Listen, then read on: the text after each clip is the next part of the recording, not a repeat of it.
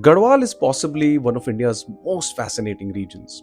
Its relative insulation and mountainous terrain has created, or dare say, retained, many interesting practices. But not just practices. Anyone who knows the region knows that its inhabitants tend to be a bit more connected to the otherworldly entities. In this essay, I look into simply discussing the archeries of Garhwal. Part 1, the Archery. Acheri, Aanchheri, it's called by many names, is a female entity that's rather hard to define. It isn't quite a ghost, nor is it quite a fairy, but it's both all at once. And that's the doubleness, that is the whole danger. Therefore, when you see the archery, you won't be afraid, but you would be charmed. I want you to imagine something with me. Imagine you're in the Garhwal Himalayas. It's 6 p.m. and the sun is setting. You're up near a bugyal, a high meadow, and there's a group of girls dancing nearby, laughing, playing with each other near a water body. Just pure fun they're having. But when you get closer, you see something weird with their eyes. They're just not there. It's hollowed out, sunken.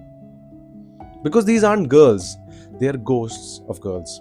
Girls who died suddenly and too young. Maybe diseases, maybe violence, or some unnatural cause. They now roam the mountains. But unlike other entities, if they see you and take a liking of you, you're certainly going with them. Where? Don't ask me, because I really don't know. Thus, the term bhoot, a restless dead, and pari, a fairy, in the same breath is often applied to them.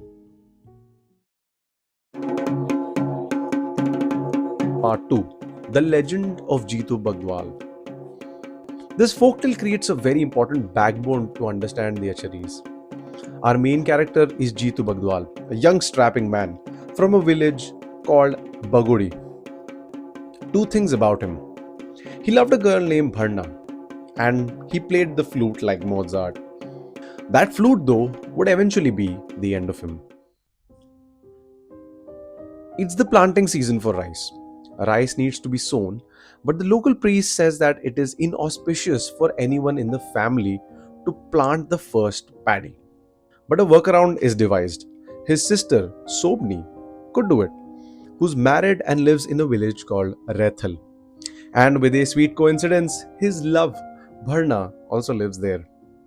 Therefore, it only makes sense that Jeetu volunteers to bring his sister to Bagodi. As he leaves, his mom warns him of something. But before we get to that, we need to talk about a important geographical point, the Khait Parvat. Sitting at Tehri Garhwal district, it is roughly 10,500 feet tall. You can see Kedarnath and the inner Himalayas. But this isn't what makes it special. It is locally called Pariyon Desh, the Land of Fairies. And back to the rule that his mom gave him, she said, do not play your flute on the mountain. And of course, at this point, you know that Jeetu plays the flute as he rests on the mountain. Soon enough, anklets begin to ring. 9 of them, to be precise. Jeetu realizes what he has done. He prays to his Ishtadevta, the fierce Bhairava, a form of Shiva. But Jeetu can't be saved from something that he has invoked himself. But Bhairava does grant him a delay until the 6th day of Ashad, the planting day for the crops.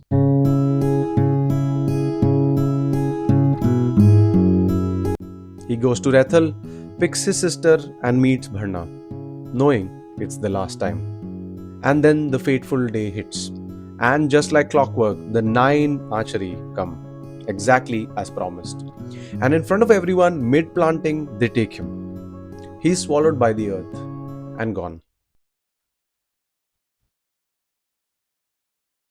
Part 3, The British. Now you might be thinking, okay, dude, like cool, spooky village story, but is this just local tale no one took seriously? Here's the thing. In 1828, nearly 200 years ago, G.W. Traill, the British Commissioner of Kumaon, wrote her down in an official report. Now, Traill was not a storyteller, he was a taxman who maintained and also did administration. The last thing he needed was fairies in his paperwork, but there she was. When a child suddenly falls ill, he says, locals believe that the Aancharis have cast their chaya. Believe it or not, the word chaya is used as is, which means shadow.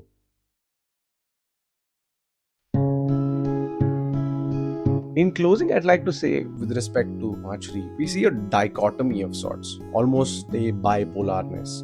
On one hand, their chayas or shadows can cause illness in children, but if they like you, you're taken to another world as preservation. They have this terrible tenderness, if you may. Anyways, whichever fence of belief you're on, I am certainly of the proclivity that if and when I visit the Khait Parvat, I wouldn't be caught playing the flute.